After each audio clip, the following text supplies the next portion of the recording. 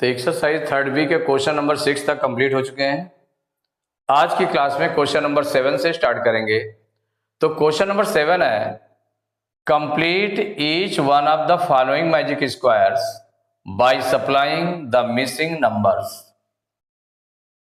ये जो magic square बना हुआ है फर्स्ट पार्ट में, इसमें कुछ नंबर, कुछ ब्लॉक इसमें फिल है, कुछ ब्लॉक को फिल किया गया है, बाकी जो मिसिंग नंबर्स है वो आपको फिल करना है। मिसिंग नंबर्स को फिल करना है। तो मिसिंग नंबर्स कैसे फिल होंगे? सपोज करिए कि इसमें आपने ले लिया कि ये जो फर्स्ट मिसिंग नंबर है आपका ए है, सेकंड मिसिंग नंबर आपका बी हो गया, थर्ड मिसिंग नंबर आपका सी हो गया, ये डी हो गया और ये ई हो गया। आपने लेट कर लिया। इन मिसिंग नंबर्स को आपको फिल करना है, एक ए, बी, सी, डी और ई को। तो ये 1 बाय 1 आप फिल करते जाएंगे। कैसे फिल करेंगे देखते हैं।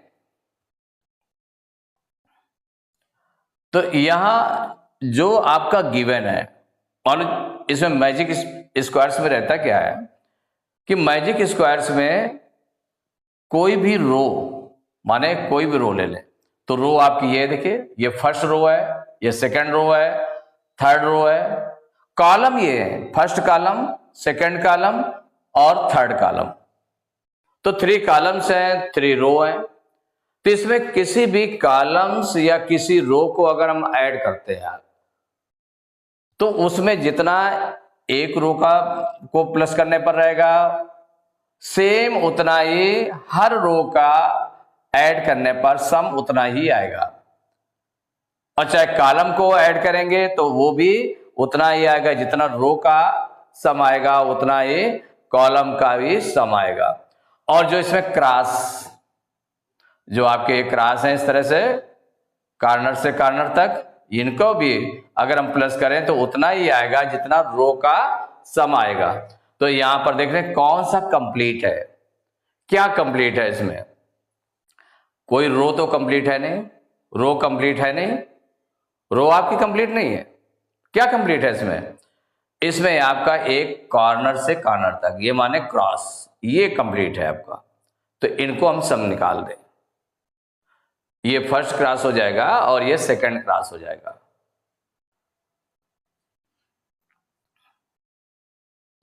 तो इसमें सेकंड एक आप बना देंगे जिसमें आपको 1 बाय 1 फिल करते जाना पड़ेगा, जिससे आगे करने में इजी रहे। अब देखिए ये आपने बना लिया, जो गिवन नंबर्स थे उसको राइट कर लिया। यहां पर 9 और ये 2, ये 5 और ये है 8। एक आपका फर्स्ट क्रॉस हम देख ले तो ये है आपका, सेकंड क्रॉस ये है, कॉर्नर से कॉर्नर को जो ज्वाइन किया गया है, माने डायगोनल। फर्स्ट डायगोनल कर दें, फर्स्ट डायगोनल आपका ये हो जाएगा, सेकंड डायगोनल ये हो जाएगा। तो सेकंड डायगोनल आपका कंप्लीट है। सेकंड डायगोनल में सभी में नंबर्स गिवन है, ये 8 दिया, एक 5 दिया, ये 2 दिया, माने सेकंड डायगोनल कंप्लीट है। तो the sum of second diagonal, the sum of, पहले ये निकाल लें जो कंप्लीट है, the sum of second diagonal, second diagonal. देखिए सेकंड डायगोनल, या हम उसको डायगोनल के प्लेस पर और भी कुछ लिख सकते हैं। कह दें सेकंड डायगोनल है तो D2 लिख दें, फर्स्ट डायगोनल को D1 लिख दें, कॉलम को C से यूज कर लें, C1 C2 C3, C1 C2 C3। तो सपोज करिए कि ऐसे नंबर है, सपोज ये आपका,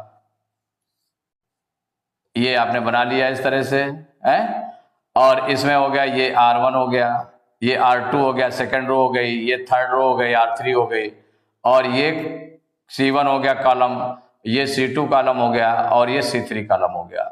और ये जो डायगोनल्स हैं आपके, डायगोनल्स वाले में क्या हो जाएगा, डायगोनल में आपने कह दिया कि ये D1 है, डायगोनल है, ये D1 है, और ये आपका D2 है, ये आपका D2 हो गया। इस तरह से यूज हम कर सकते हैं, D1 D2 इस तरह से। तो the sum of second diagonal, second diagonal को हम ऐसे भी यूज कर सकते हैं, D2 भी कह सकते हैं। क्या कह सकते हैं? The sum of D2। Second diagonal है तो D2 इक्वल टू क्या हो जाएगा? तो इसको 8 + 5 + 2, 8 + 5 + 2 इक्वल क्या हो जाएगा? 8 5 13 2 15, 15 आ गया। इसका मतलब सभी row, all rows, all columns will be 15। The sum of all rows, all columns will be 15। माने सभी रोज का जो सम होगा वो 15 15 15 15 आएगा।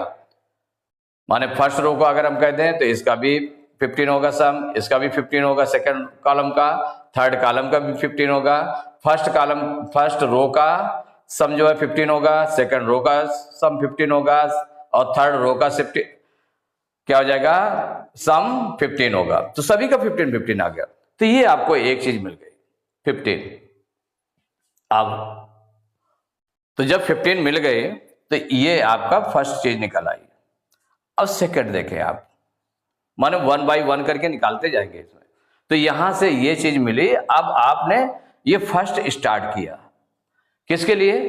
कि हम देखें कि ये जो ए है आपका, ए क्या निकल सकता है क्या? ये वाला कॉलम, ये पॉइंट निकल सकता है क्या? या नंबर। तो इस रो में ये जो फर्स्ट रो है आपकी, फर्स्ट रो में 2 नंबर्स दिए हैं। अगर 2 नंबर्स दिए होंगे तो 1 नंबर नहीं दिया है तो 1 नंबर हम निकाल लेंगे। तो यहां पर क्या हो जाएगा? फर्स्ट में इसमें R1 इन R1 आपने क्या ले लिया? R1। R1 में लिया आपने, जो ये फर्स्ट लिया आपने R1 इन R1। R1 में क्या है? ये आपने क्या लेट किया? A। तो A + 9 + 2 इक्वल किसके हो जाएगा? 15। माने सभी का सम कितना कितना होगा? 15 15 होगा, क्योंकि ये आप निकाल चुके हैं। तो फर्स्ट चीज निकालने जा रहे हैं, R1 लिया आपने। R1 में आपने क्या किया? A इसको लेट किया है आपने, A + 9 + 2 = 15। ये इक्वेशन बन गई। जब इक्वेशन बन गई तो इसको हम सॉल्व करें। तो जब सॉल्व करेंगे तो A + 9 और 2 को ऐड करेंगे तो 11 = 15। तो A = कितना हो जाएगा? 15 और इधर 11 को उधर ट्रांसपोज कर दें तो -11। तो A = हो गया 15 में 11 माइनस किया 4 आ गया। कितना निकला है? A = 4। A = 4 आ गया। अब इसमें आपने 4 राइट कर लिया A के प्लेस पर। एक आपका ये हो गया 4। अब देखिए B जैसे आपको फाइंड करना है तो B क्या फाइंड होगा क्या? तो देखिए फर्स्ट अगर कॉलम को हम ले लें, अगर फर्स्ट कॉलम को ले लें तो इसमें 2 नंबर्स मालूम है, एक नंबर मालूम नहीं है। तो इन तीनों का सम क्या हो जाएगा? इन तीनों का सम हो जाएगा 15 हो जाएगा। तो अब आगे इसके चलते हैं सेकंड पार्ट।